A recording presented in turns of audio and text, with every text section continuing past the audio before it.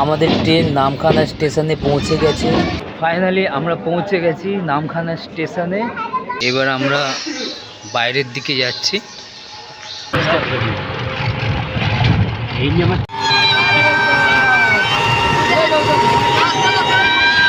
আমরা এখন চলে এসেছি বকখালি সমুদ্র সৈকতে। আর তোমরা দেখতে পাচ্ছ, দেখো সমুদ্র এখন কিন্তু জোয়ার এসেছে, তার জন্য জল আস্তে আস্তে আরও বাড়ছে।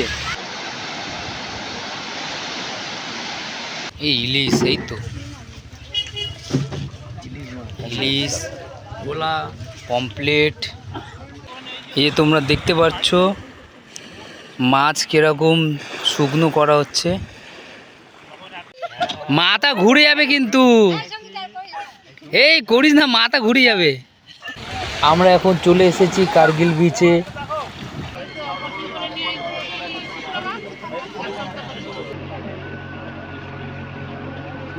পুরো খেয়ে ফাঁকা করে দিল, সঙ্গে সঙ্গে লুট হয়ে গেল। এখন সবাই রায়লা মাছের কষা খাচ্ছে। খুব সুন্দর হচ্ছে, খুব দারুণ হচ্ছে। হ্যালো বন্ধুরা, আরেকটা নতুন ব্লগ দিয়ে চলে এসেছি। আর আজকের আমি আবারও যাচ্ছি বকখালি। এখন ঘড়িতে বাজে 5:10। আমি চলে এসেছি বালিগঞ্জ স্টেশনে। আর এখান থেকেই ট্রেন ধরবো, 5:30টার ট্রেন আছে। ট্রেন ধরে আমি নামখানায় যাব। বকখালি যাওয়ার জন্যে সবথেকে সহজ উপায় শিয়ালদা স্টেশন থেকে নামখানা লোকাল ধরে প্রথমে চলে যান নামখানা। তারপর সেখান থেকে টোটো বা বাসে করে চলে যান বকখালি। তাই ট্রেন ধরবো বলে অনেক ভোরের বেলায় আমরা পৌঁছে গিয়েছিলাম আমাদের কাছাকাছি স্টেশনে।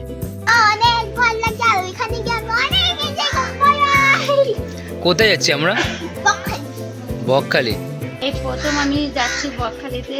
আমার খুবই তো মজা হচ্ছে, খুব ভালোই লাগছে। আমাদের সাথে একজন আমার ভাই আছে, সূর্য। বলো। লাল কাঁকড়া আছে ওখানে, লাল কাঁকড়া দেখবে। আর ওখানে দুজন আছে, এই যে দুই বোন। বলো, তোমাদের অনেক দিন পর যাচ্ছ, তো কেমন লাগছে তোমাদের? খুব মজা লাগছে। সব পরিবার যাচ্ছি, আর যাবো, গিয়ে ঘুরবো, মজা করবো, খাবো, দাবো।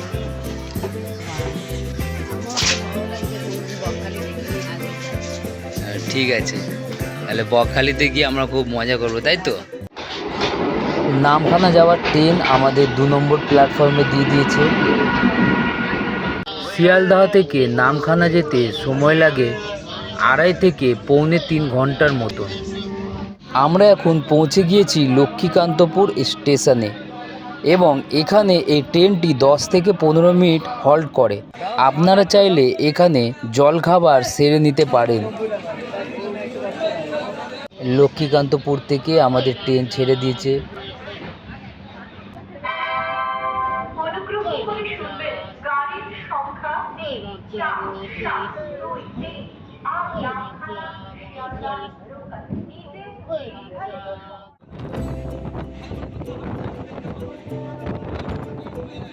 বাজে 7:49 আর আমরা এখন এসে গেছি কাকদ্বীপ স্টেশনে এবং এখান থেকে আর একটা স্টেশনের পরই আমরা নামখানায় নেমে যাব।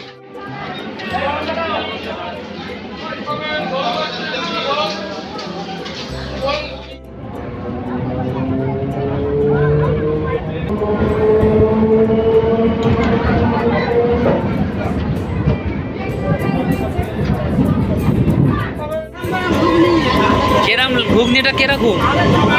শীতের সকালে ট্রেনের মধ্যে গরম গরম ঘুগনি মজাটাই আলাদা।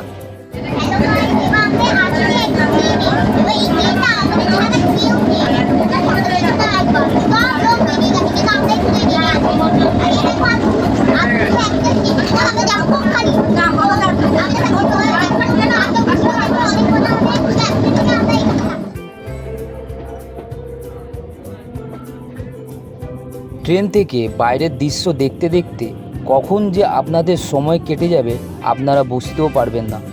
এবং আমাদেরও এই ট্রেনটি নির্ধারিত সময় থেকে একটু দেরিতে নামখানা স্টেশনে পৌঁছে গিয়েছিল।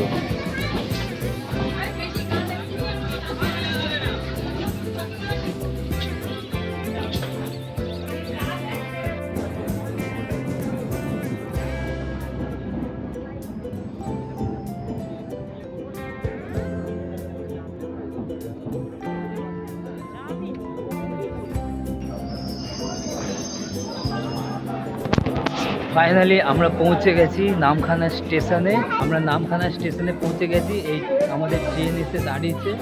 আমাদের ট্রেনটি 8:10 নাগাদ নামখানা স্টেশনে পৌঁছয়। ট্রেন চলে যাওয়ার সাথে সাথেই নামখানা স্টেশনটি একদম ফাঁকা হয়ে যায় এবং অন্যান্য স্টেশনের মতন এই স্টেশনে কিন্তু লোকজন কমই থাকে। এই নামখানা স্টেশনটা কিন্তু খুব পরিষ্কার পরিচ্ছন্ন, দেখো খুবই পরিষ্কার পরিচ্ছন্ন একদম স্টেশনটা। এবার আমরা বাইরের দিকে যাচ্ছি। আমরা এখান থেকে টোটো ধরবো, এই যে, আর এইখানে হচ্ছে টিকিট কাউন্টার, ওদিকে আমরা টোটো ধরবো। স্টেশনের বাইরে থেকে অনেক টোটো আপনারা বকখালির জন্য পেয়ে যাবেন। যদি আপনারা বাসে যেতে চান তাহলে 1 মিনিটের পায়ে হাঁটা পথে মেন রোড থেকে আপনারা বকখালির জন্য বাস পেয়ে যাবেন। একটা কথা আপনাদের জানিয়ে রাখি, এখানে টোটোওয়ালারা অনেকটা বেশি ভাড়া বলে, তাই আপনারা দরদাম করে তবেই টোটোতে উঠবেন।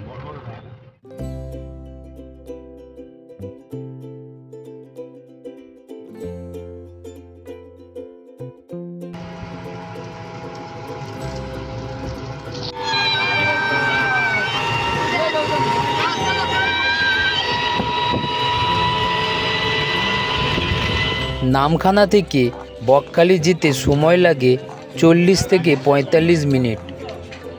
বকখালি বাস স্ট্যান্ডের কাছে অনেক রেস্টুরেন্ট আছে। আপনারা চাইলে সকালের ব্রেকফাস্ট এখানেই সেরে নিতে পারেন, অথবা বিচের কাছেও অনেক রেস্টুরেন্ট আছে, আপনারা চাইলে সেখানেও ব্রেকফাস্ট সেরে নিতে পারেন।